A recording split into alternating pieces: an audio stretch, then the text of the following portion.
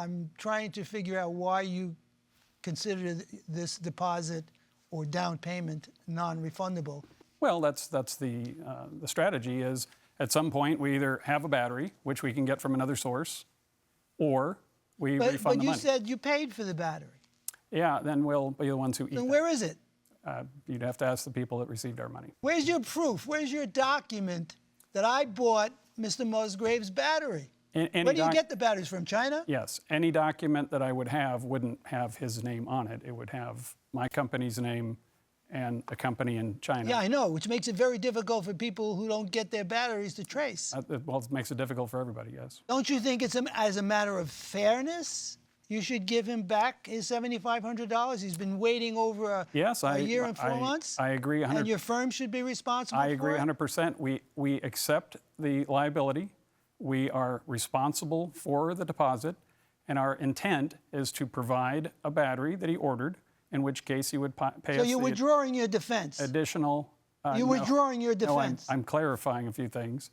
Today, we don't owe him a non-refundable deposit.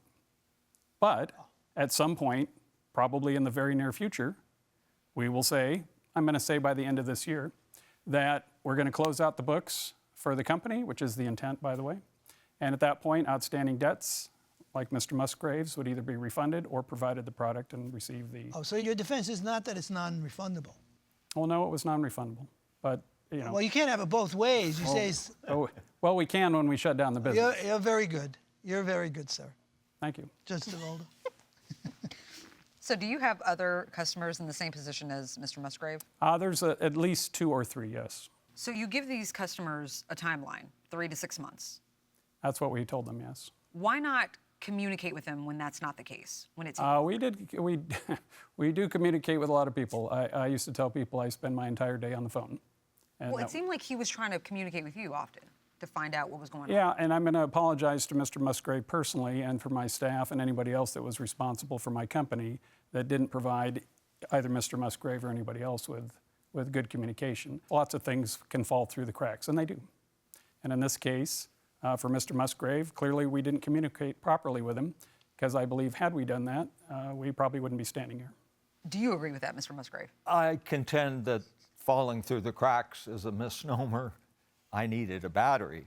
I'm, disabled right now. I needed to go to the hospital for treatment, so forth. I expected, So what have you done somebody to respond. Yeah, no, absolutely. Yes. What have you been doing for transportation? My stepson, who's driving me Okay. sometimes, but he teaches full-time. And so, it's kind of rough. I Ubered and... So the Nissan, you can't drive at all at this point? Well, I could drive. You can, but okay. As Just long not too as the far. battery is, can go over 50 miles. All right, I'm going to open it up. So can you understand how he might be upset? Well, I've owned 5 of those cars, the very same car that he's driving. But you look like you're in pretty good shape.